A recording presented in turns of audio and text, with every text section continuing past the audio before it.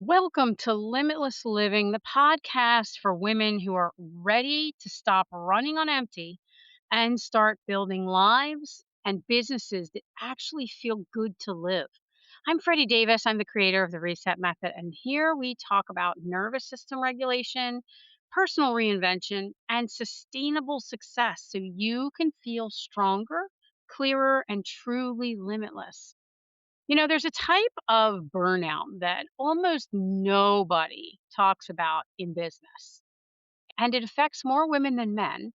And it affects women in service based businesses more than almost anyone else.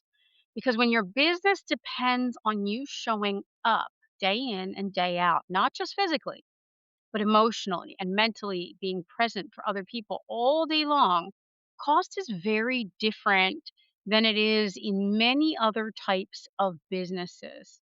When you're a coach, a therapist, a massage therapist, or stylist, or esthetician, or wellness practitioner, any of those types of things, any type of a business where you are in service to others and you are providing what they need, you're not just doing a job, you're actually holding space for people. And that kind of work requires a type of energy most people really just don't fully understand. I've watched this happen for decades with women in the wellness, the beauty, coaching, and service professions. And it can this can happen as well for the people in healthcare professions when we are serving others all day long as well. I can tell you though here, I've lived this. I've actually lived this myself. So today I want to talk about why service providers burn out faster than many other entrepreneurs and what we can start doing differently so we can keep serving others without completely breaking ourselves in the process. So, one of the things that makes service based businesses unique is that they require constant presence.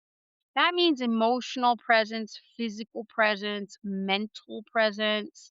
Sometimes, even when your own life is falling apart, you still have to go in, you still have to show up and listen and be there and serve the people that are your clients. So, maybe your partner just told you that they don't love you anymore in the morning and when you're getting ready for work. Maybe you're wondering how you're going to pay your bills. And sometimes when your own life is falling apart, you still have to show up. Maybe it's your partner who just told you they don't love you anymore in the morning, and then you have to go in for a full day. Maybe you're wondering how you're going to pay your bills and keep your electricity on. Maybe something difficult is happening with your kids or your family. Maybe you're a caretaker and you're sandwiched in between kids and parents or even just parent, but you still have clients scheduled that day. When we walk through the door, if you're a service-based provider, you know this. When you walk through the door, you have to be present for the people that you serve. Otherwise, they will go somewhere else. They will seek someone else. You need to listen. You need to help. You need to hold the space for them and make them feel heard and seen and safe. And sometimes, let's be real. If I'm being, again, truthful, some of the things our clients bring to us, they feel like very big problems to them. But inside, sometimes you might be thinking, ugh, wish that was the biggest problem I had in my life right now. But you still have to hold that space in that moment for them. And that takes energy, sometimes a lot of energy. Over time, if you don't learn how to release that energy and reset yourself, it will accumulate. You start carrying things that were never meant for you to carry. They simply don't belong to you. You might not even realize you're doing it. Another thing I have noticed over the years is that service businesses attract a very specific kind of woman. They attract helpers. If you are a service based provider, you are likely a helper. You're likely a nurturer. Maybe you're a problem solver. Women who generally care about other people tend to gravitate towards service based businesses the most. This is a beautiful thing. This is not a bad thing. In my wellness center, I actually look for that quality when I hire somebody.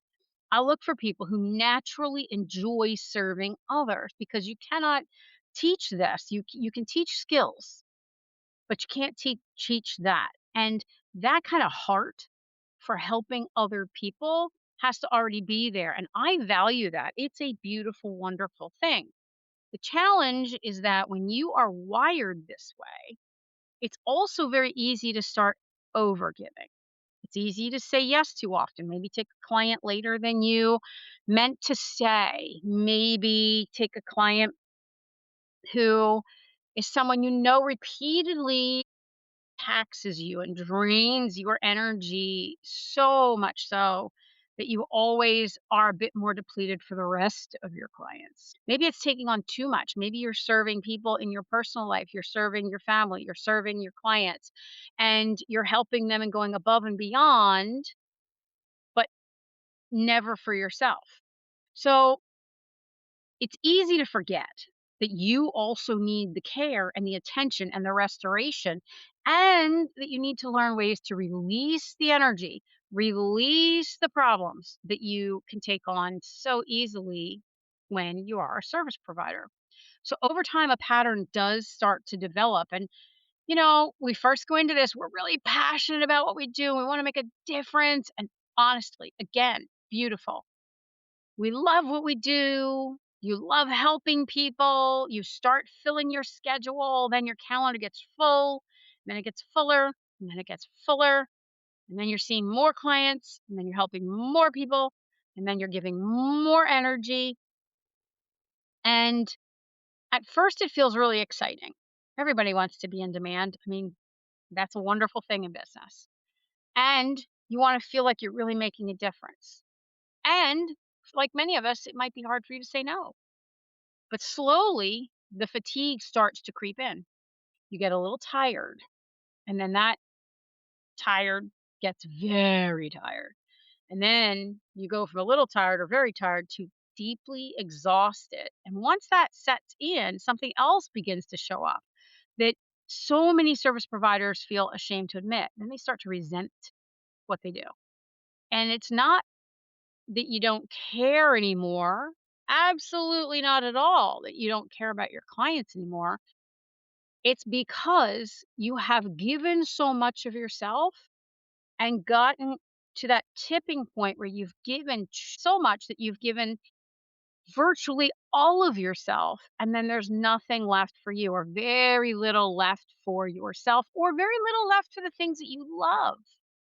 If you're not making time for the things that you love that do feed you, that is a sign. Then we start to feel guilty because, you're a woman who wants to serve and you want to help people. Now you start to feel trapped. When you're a service-based provider, this is very easy to have happen.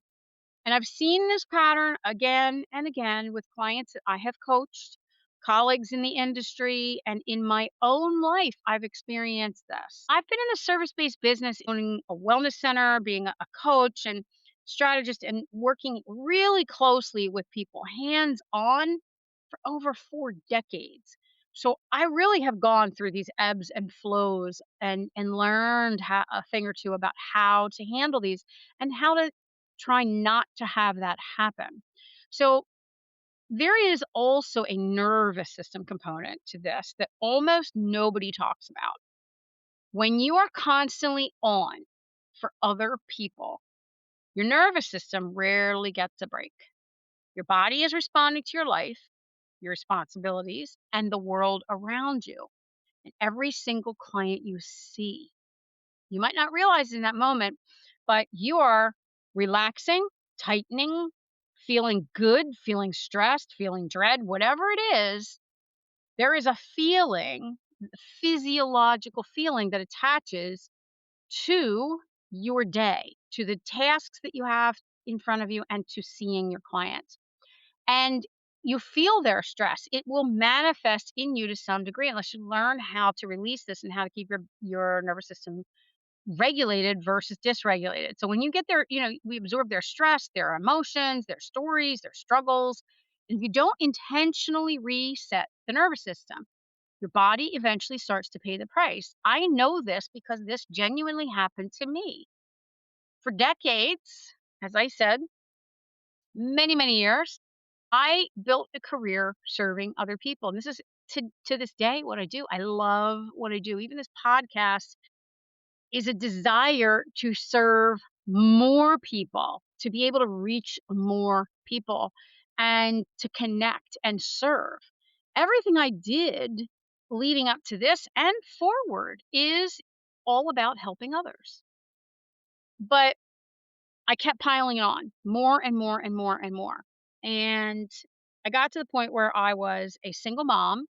I was caring for my mother in her 90s. I was caring for a child with, 23 food allergies and caring for friends, caring for clients, caring, giving, and not having enough time left for myself. And everybody says if you don't take care of yourself, you can't take care of anybody else. But when you're in the thick of it, you can't really see it. You can't really feel it, and you're afraid to pause for fear you might not start up again. I get this. I know this. Then I got married. Then, my business went through unexpected moves and relocations, an unexpected global pandemic. I mean, wow, can't get any better than that. After a while, my body said, enough. This is enough. I became highly inflamed. I gained over 40 pounds. My autoimmune issues, which had been there my whole life but were under control, came back worse than they had ever been. And I developed psoriatic arthritis in my joints, psoriasis on my body that I had never had to that level.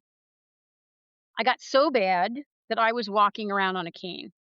And this was my wake up call. I tell you, this is sounding extreme. You might not be this extreme, but I had a lot of whispers before this happened. This was my body screaming at me. And this was when I thought, okay, I need to revamp. I can still do all the things I love and give, but I've got to put myself in my top 5 priority list, and I got to make me number 1 at this moment. And I need to make a decision that I matter enough to do this so that I can absolutely heal and so that I can continue to do what I do for years to come. So it was really quite an awakening, as you can imagine. I knew if I didn't change how I was living and how I was working, I was not going to be able to serve anyone anymore. And I had to start creating real boundaries, not the kind we talk about either. It was the kind of boundaries, the kind of steps that you can actually follow. Days where I would turn the phone off and times where I remind myself that protecting my health was not selfish. I still remind myself that it is necessary because if I burn myself out completely, I can't say yes to anyone ever again. It's just the reality of it. And that's what was happening.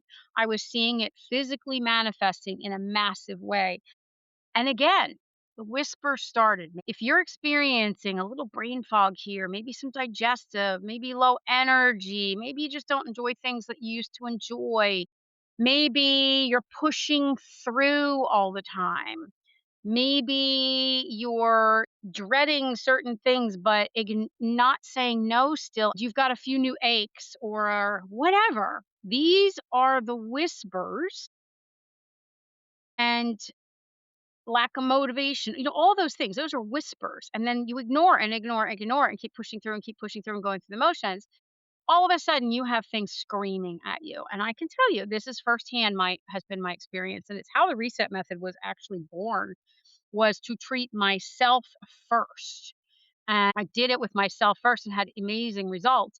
Then did this with one-on-one clients and then did this in our groups. And then that turned into the programs we have now. So if you are a service provider and you're listening to this, there's a few things that are absolutely essential. You have to learn how to reset your nervous system. I cannot stress this enough.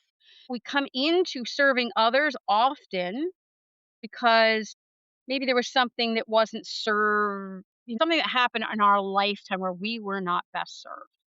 And maybe there was a trauma. Maybe you want to make a difference. Maybe you lived through something really hard and you know you can help others go through that too. And that's wonderful. But those things come in with you if you don't heal your nervous system. And then you start serving others and then you layer that into your nervous system. So you really have to learn how to release the emotional energy that you carry, that is yours to carry, emotional baggage, whatever you want to call it. And then you have to learn to release the emotional energy that you absorb from others.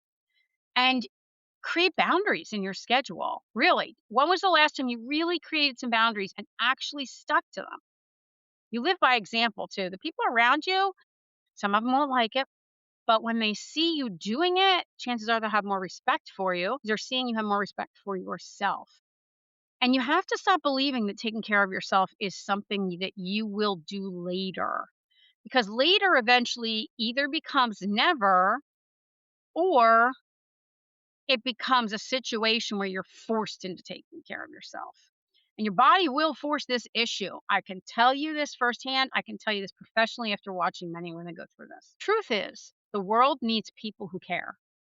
It needs the helpers and it needs nurturers. It needs service providers who genuinely want to make a difference. The only way we can keep making a difference and doing the work long term is if we learn how to take care of ourselves with the same level of attention we give to everyone else. If this episode resonated with you, I hope that you find it in your heart to share it with someone else who might need to hear it too. And if you want to explore more conversations like this, come join us inside the Limitless Living community. I'll drop the link in the show notes. Be sure to follow, like, save, download, all the good stuff for this, and give us a positive review. And until next time, take care of yourself. Trust the process and keep moving toward the life that is truly possible. I know you are meant to serve. Keep doing it. Just make sure you serve yourself as well. It's nothing to feel guilty about. See you next time.